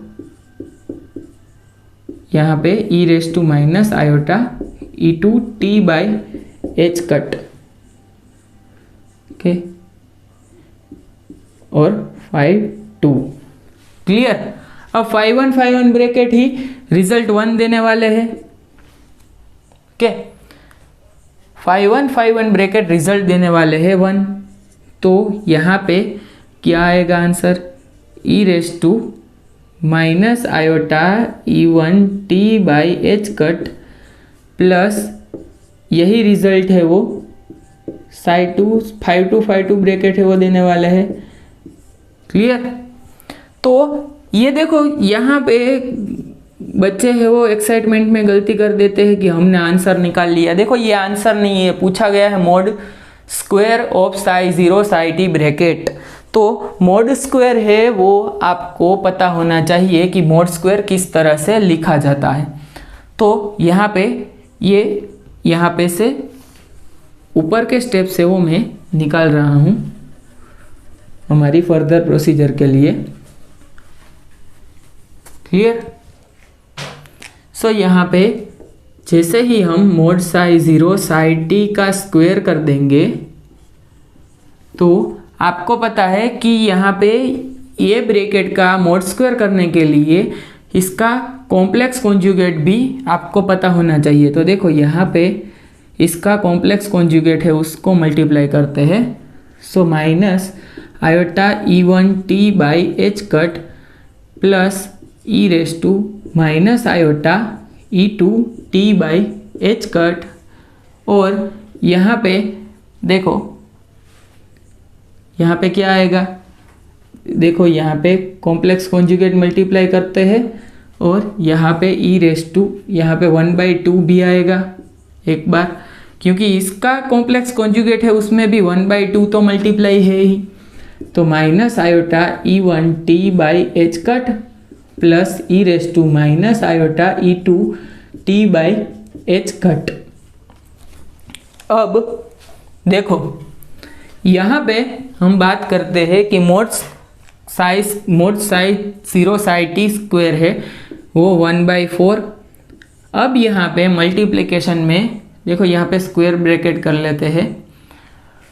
देखो यहाँ पे ये टर्म मल्टीप्लाई हो रहा है पहले इससे, तो यहाँ पे सेम टर्म है तो क्या आ रहा है, देखो 1। यहाँ पे भी ये मल्टीप्लाई करते हैं इससे तो सेम टर्म आ रहा है तो मतलब 1 आ रहा है। अब यहाँ पे ये टर्म मल्टीप्लाई करते हैं यहाँ पे, तो यहाँ पे आंसर आ जा रहा है ई रेस टू आयोटा ये E1 minus E2 t by H cut.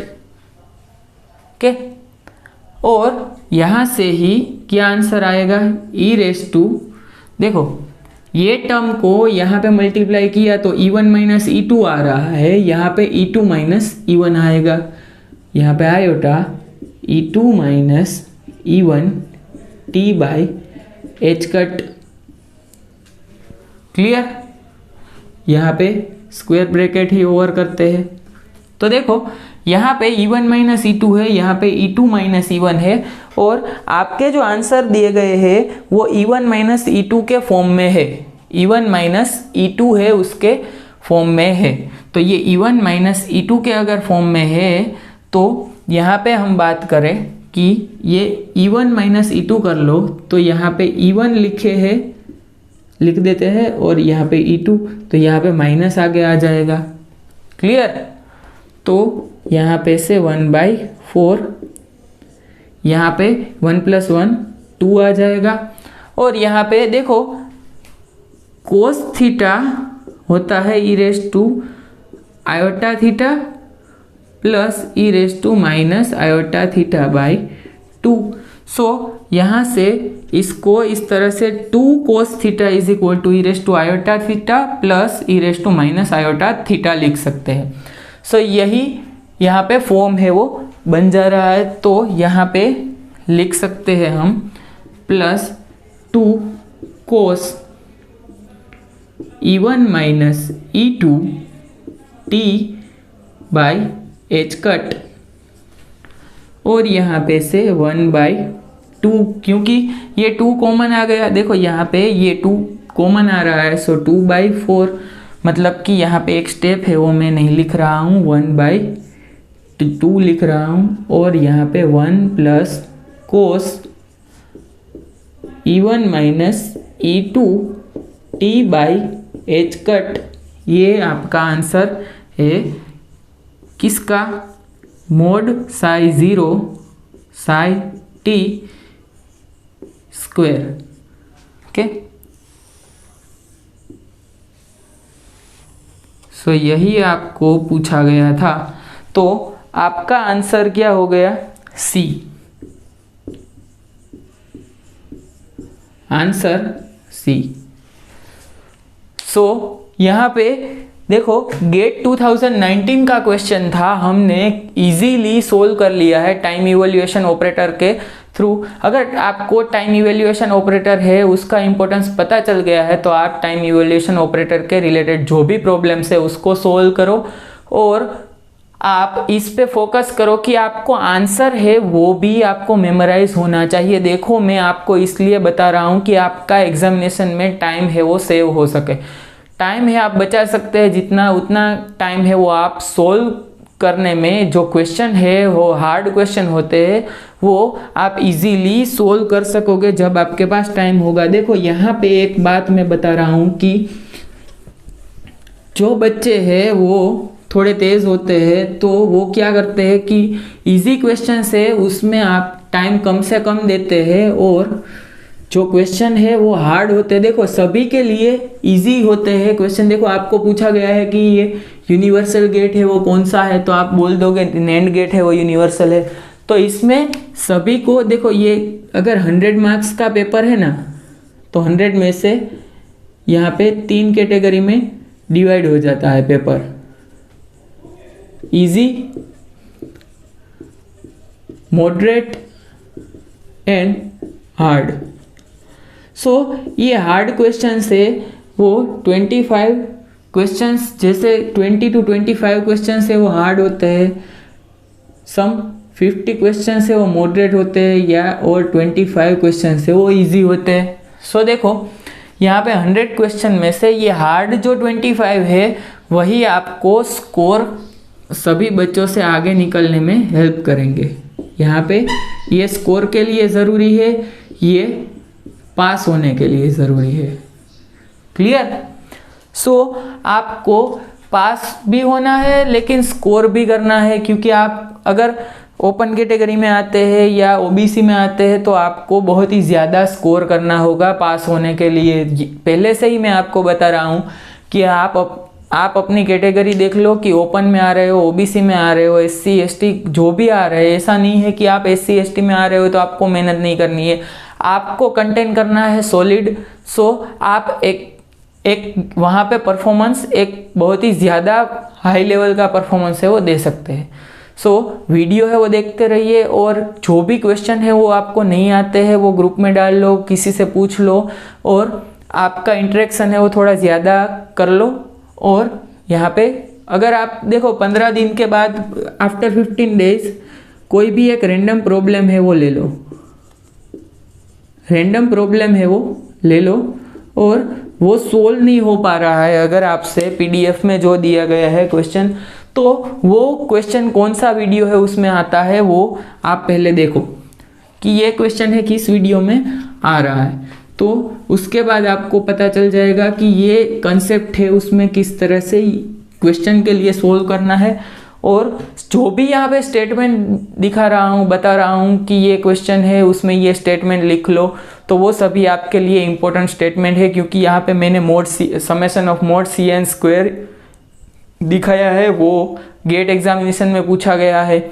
और जो भी मैंने बोला है कि ये स्टेटमेंट इम्पोर्टेंट है वो कहीं ना कहीं कोई एग्जामिनेशन के लिए इम्पोर्टेंट होगा, तभी ही बोला होगा। सो आज के लिए इतना मोटिवेशन और इतना लेक्चर है वो काफ़ी है। तो बाद में ज्ञान है वो थोड़ा बचा के रखते हैं मेरा, कि आप दूसरे वीडियो में थोड़ा मैं डिलीवर कर सकूं।